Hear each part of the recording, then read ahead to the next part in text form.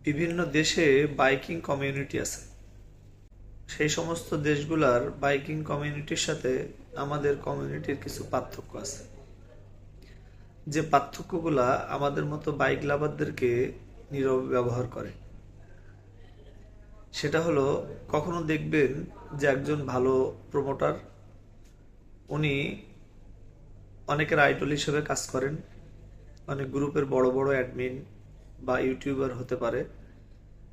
ওনারা কখনো একটা ব্র্যান্ডকে নিয়ে কথা বলে না, কারণ ওনারা জানে যে যেহেতু কোনো না কোনো ম্যানুফ্যাকচারার কোম্পানি একটা বাইক ম্যানুফ্যাকচার করছে, অতএব সেটা ভালো।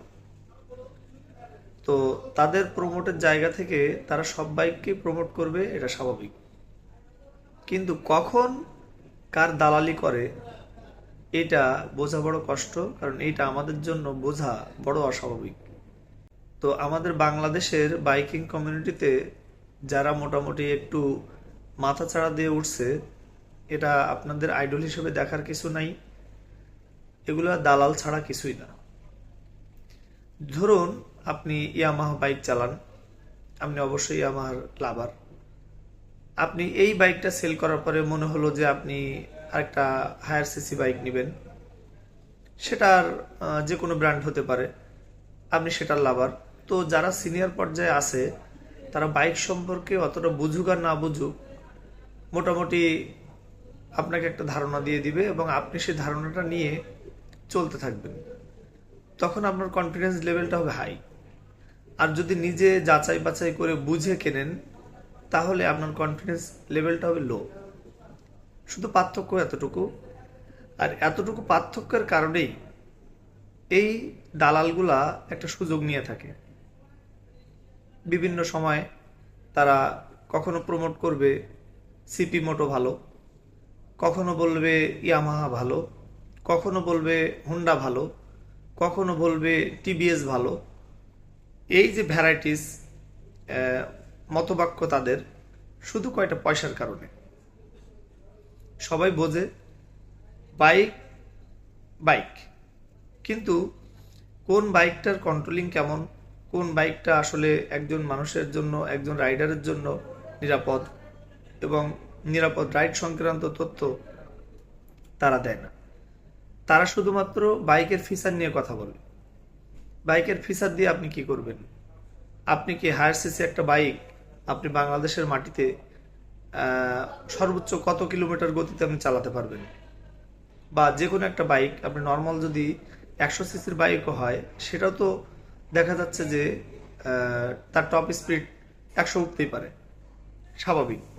তার কন্ট্রোলিং হয়তো ভালো না, কিন্তু নর্মালি বাংলাদেশের রাস্তায় বাইক লাভারদেরকে আপনারা সাজেশন দিবেন এমন যে অন্ততপক্ষে একটা লংজিভিটি বাইক, যে বাইকটার লংজিভিটি আছে, যে বাইকটা রিসেল ভ্যালু ভালো, যে বাইকটা রোডে চললে অবশ্যই তার একটা গুণগত মান থাকে, যে বাইকটা যে কোনো জায়গায় সার্ভিস করতে ইজি হয়, যে বাইকটা সার্ভিস করার জন্য সহজ, অ্যাভেলেবেল সার্ভিস পয়েন্ট আছে, লোকাল সার্ভিসে যারা কাজ করে তাদের কাছে পার্টসগুলো পাওয়া যায়, এমন একটা বাইককে আপনারা প্রমোট করেন, এমন একটা বাইককে সাজেস্ট করেন। দিন শেষে আপনাকেই ফলো করে অবশ্যই কিন্তু একটা বাইক একজন মানুষ কিনে থাকে, যেহেতু আপনি প্রমোট করতেছেন। অনেকে ইঞ্জিন অয়েল নিয়ে প্রমোট করে। আরে ভাই, কোন বাইকের জন্য কোন ইঞ্জিন অয়েলটা ভালো, এটা যে বাইক ম্যানুফ্যাকচারার আছে তারা নির্ধারণ করুক। আপনি ভুলভাল তথ্য দিয়ে আপনি একটা বাইকের ইঞ্জিন কন্ডিশনটা খারাপ করতে পারেন না, এটা রাইট আপনার নাই। তো যাই হোক, আপনাদেরকে অনুরোধ করে বলবো, যে কোনো প্রমোটার দালালদেরকে ফলো করে আপনারা বাইক কিনবেন না। বাইক সম্পর্কে আপনাদেরকে যারা সচেতন করে তাদেরকে ফলো করুন। তাদেরকে ফলো করলে অবশ্যই ভালো কিছু শিখতে পারবেন, জানতে পারবেন। আজ পর্যন্ত দেখা যায় না সচরাচর কোনো প্রমোটার একটা বাইকের নির্দিষ্ট একটা ফিচার নিয়ে কথা বলছে যে হ্যাঁ, এইটা এই বাইকের এই ফিচারটা যুক্ত করার কারণে এই বাইকটা এই কারণে ভালো। হ্যাঁ, একজন রাইডারের জন্য অবশ্যই সেফটি। তো আমরা যদি সেফটি নিয়ে কথা বলি তাহলে অবশ্যই বাইকের নিজস্ব একটা কন্ট্রোলিং থাকা উচিত, এবং সেই কন্ট্রোলিংয়ের উপরে ভিত্তি করে আপনার স্কিলটাকে যোগ করলেই আপনি দুর্ঘটনামুক্ত থাকতে পারবেন। আমাদের দেশের যে বর্তমান পরিস্থিতি, প্রচুর পরিমাণে অটো আসছে, হ্যাঁ, ইজি বাইক, অটো। এই অটো এবং ইজি বাইকগুলা যেভাবে চলে রাস্তায়, তাতে হায়ার সিসি কি লোয়ার সিসি কি, কোনো বাইকেই নিরাপদ না। তো নিজের নিরাপত্তা নিজে নিশ্চিত করুন। পাশাপাশি যারা দক্ষ যোগ্য রাইডার আছে তাদের পাশাপাশি একটু সময় দিন। অবশ্যই আশা করব আপনার রাইডিং স্কিল বাড়বে। সর্বদা মনে রাখবেন, সেফটি ফার্স্ট, ওভার কনফিডেন্স ভালো না।